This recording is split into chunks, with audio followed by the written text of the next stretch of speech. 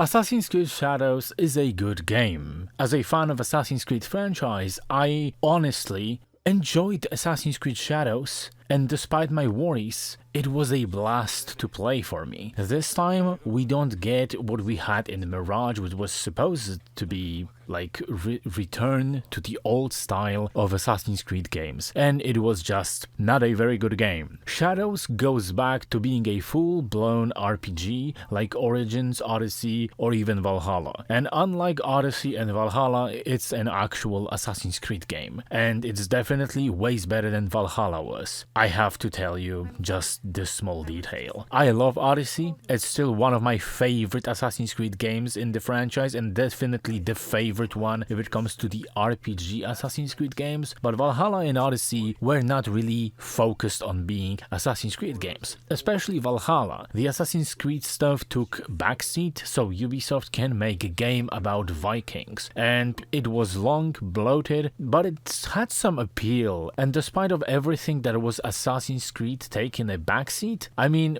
even the elimination of the Cult of Cosmos in this time, how they were called, it was treated as a side quest. In here, there is no Cult of Cosmos. We finally get to hear the name Templars again, and they have a group working with them called Shimbakfu. The entire story revolves around Naue and Yasuke, where you start with Yasuke for like 10 minutes, and then the game puts you to play as Naue for like 10 to 15 hours, depending on how much of a side content you're going to complete. And after that, you play as Naue or Yasuke. You can switch between the characters, and whoever you want to use for certain quests, you can play as them. But Naue is an assassin who has the ability to move freely using parkour, climbing buildings, walls, and Yasuke is just a tank, busting through the door and chopping everyone's head off. But if you try really hard, you can sneak as Yasuke. Hell, I did it multiple times when I had like Yasuke-centric quests where I had to play as him for the quest, but I am in fact a stealth gamer if it comes to Assassin's Creed, always. So I was climbing roofs and scaffoldings as Yasuke, and Yasuke can't even walk online. Yes, Ubisoft actually designed the game so to account for Yasuke's weight and burliness, you cannot climb anything that is like higher than you, and you cannot walk on the ropes. There is no way. If you step on the rope and you do like 2 steps, the rope is going to snap and Yasuke is going to fall down. And if you want to do leap of faith as Yasuke, it is going to result in something like this every single time. The whole game is constructed around assassinating the main targets Shimbakfu. There's 12 of them, but sometimes you will have to assassinate completely different set of targets to unlock the targets on the board. The side missions also include some target boards, and at some point I felt overwhelmed by how many the targets there actually is for you to assassinate, but still not as overwhelmed when I was playing Valhalla. But this is what Assassin's Creed should be. The entire game is about assassinating the targets who are associated in some way with Templars or are just straight up exploiting or murdering people. When Valhalla was a Viking game first and Assassin's Creed second, Shadows is Assassin's Creed game first, and the Samurai game takes the second place. The game also depicts historical facts and more or less changes them in some shape or form, but the outcomes are historically accurate, like predecessors. It also had at least one supernatural entity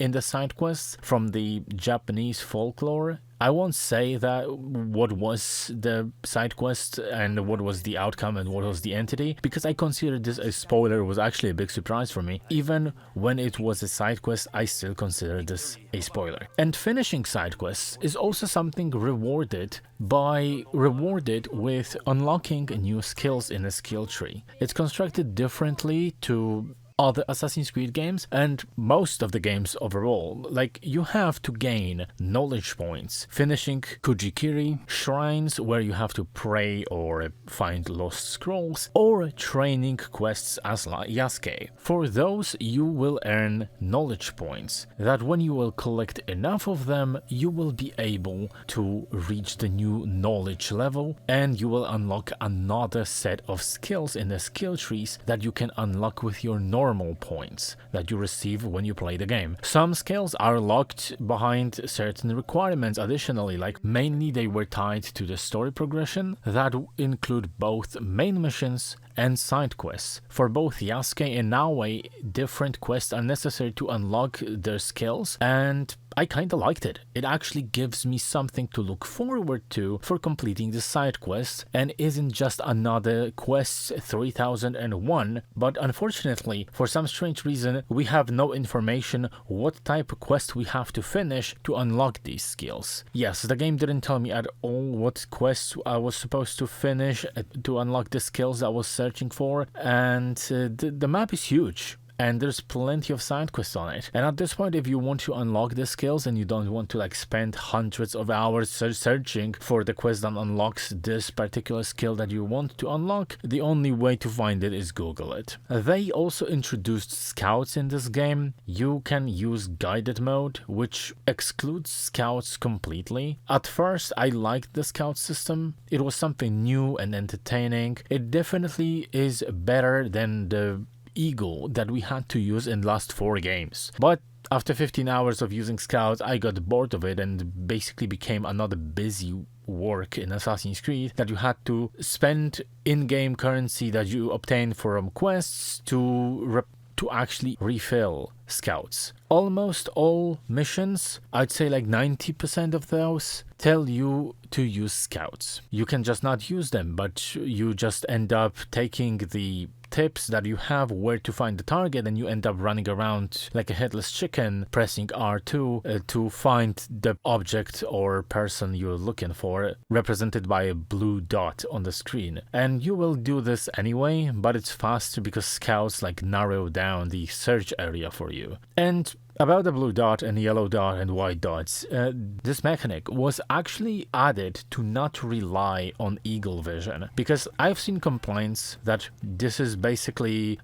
simplifying the game. I mean, it is used as in instead of eagle vision from previous games. Why? The change was made to separate it because only one of the 2 protagonists has eagle vision, and it's Naoe. Yasuke has no eagle vision to his disposition, so they had to improvise some other system that will allow players to find targets in non-guided mode when you play as Yasuke. The boss fights are also back in this game, unlike in Mirage, and you don't just assassinate the target, like the main targets, most of the time at least. Although, if you are a high level enough, you can actually pull it off. The open boss fights, you can play as both as Yasuke and Naoe. And in those, Yasuke is basically a tank. He's just smashing into the enemies, and for the open combat situation, Yasuke is the best choice. If you have a situation where you are able to assassinate the target hiding in the shadows, then you choose Naoe. The choice is easy. They also added hideout in this game that allows you to like place buildings, manage your companions. Certain buildings allow you to upgrade your weapons or rations for healing. Other buildings will allow you to train your companions and unlock their skills, because throughout the game you also meet people who join your cause or not,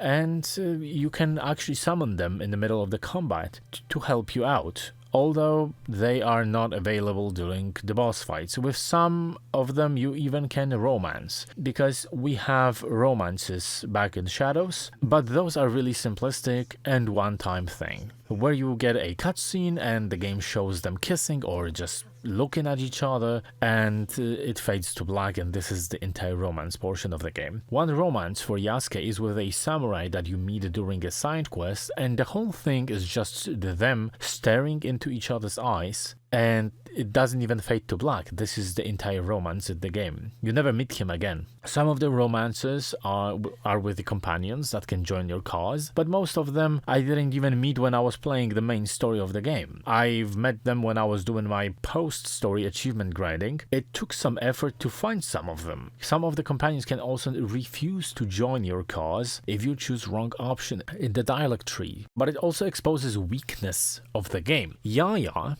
is one of the first people you meet that can join your group, your cause. I chose wrong dialogues because those seemed right, and she didn't end up joining my group. Later in the game, there is a cutscene. Yasuke says to Naoe that he could have gone with Yaya to watch the sumo where they were supposed to meet the contact, because Yaya likes sumo and Naoe isn't a fan. My instant reaction was, Yaya didn't join the group. Yasuke doesn't even know who Yaya is in my playthrough, because Yasuke joins Naoe way after Yaya said no. They didn't adjust the conversation to account for your decisions made in the game.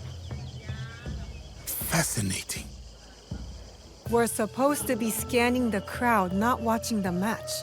I have 2 eyes. Shh. I should have asked Yaya to join me. She likes wrestling.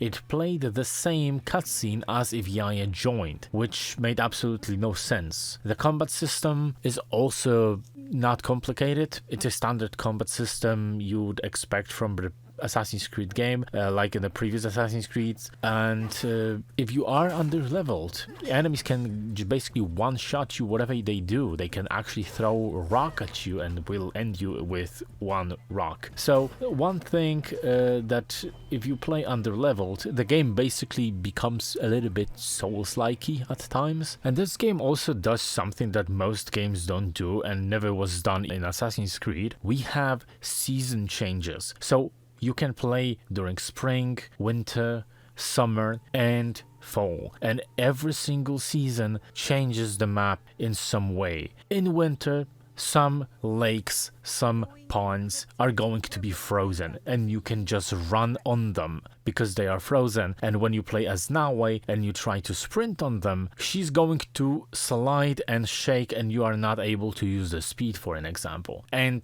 when you're playing, when it's fall, every single piece of terrain is covered in gold-orange colors. Trees actually change colors. When you play in winter, when you try to run across the terrain and not stick to the road, you will run slower. And each time you want to change your season, you will have to wait a certain amount of time in game, or even if you want to change the season, you will also have to wait for the season change to be manually possible for you. But also you can screw it up like I did, and I changed from winter to winter. I think something like this should not be possible in the game, but unfortunately it is. And some mission requirements also do have like, hey, we saw this character in this place in winter, so you have a special requirement that you need to assassinate this target, but your notes say that this target was spotted in this place during the winter, so you have to wait for winter, or at least close to winter, to be able to assassinate this target. I think this is amazing, and I think they should implement this type of seasonal change in every single Assassin's Creed going forward, because it's amazing and it actually adds something to the game that was never before. Also, crawling is a huge improvement in the game, and it adds some additional challenges, and it's not like they added going prone in the game and that's it. No, this is actually something that you have to use, and you're going to be using this often. You have to use it to avoid the enemies, to sneak around the enemies, to crawl through some space that you wouldn't be able to get to otherwise. And they actually implemented it well and they actually make use of it, and I really enjoyed it, and I do hope this mechanic is going to be present in the next Assassin's Creed games. And both characters, both Yasuke and Naoe, use different set of weapons. So for an example, Naoe doesn't have like a range weapons, but Yasuke can use both Teppo and he can also use a bow. So if you are more of a range style player, Yasuke is probably more in line with your playstyle. Naoe is more focused on being stealthy, and if it comes to the open combat, she has katana, or for an example Tanto, which if you unlock certain skills, it has basically guaranteed kill attached to a skill. So like, but it also evens out because she also can throw projectiles. She has tools to the disposition